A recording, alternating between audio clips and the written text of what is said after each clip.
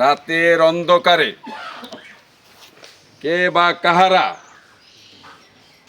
এক গাড়ি ইট এবং প্রায় 2 গাড়ি বালু রেখে দিয়েছে যাতে আমরা আর অফিসটা খুলতে না পারি। আমি এর তীব্র নিন্দা জানাই। প্রিয় ভাইয়েরা, 12 তারিখ নির্বাচন হবে, খুব বেশি দিন বাকি নাই।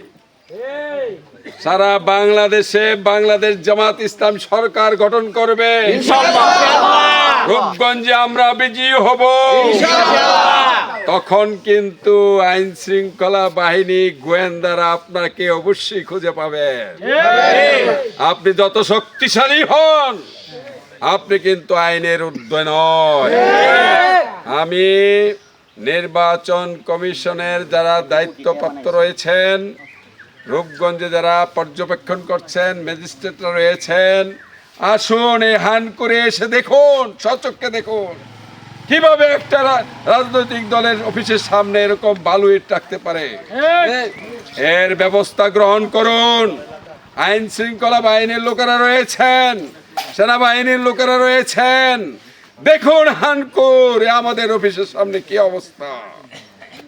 আমরা এর প্রতিকার চাই, 3 ঘন্টার ভিতরে প্রতিকার চাই।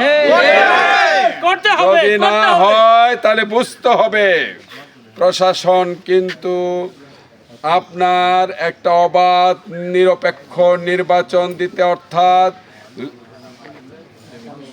লেভেল প্লেইং ফিল্ড তৈরি করতে পারবেন না। জনগণ কিন্তু তখন আশঙ্কায় থাকবে যে আমরা সশরীরে ভোট কেন্দ্রে গিয়ে আমরা ভোট দিতে পারবো কিনা। প্রিয় ভাইয়েরা, আপনারা ভয় পাবেন না, আপনারা ঐক্যবদ্ধ থাকুন।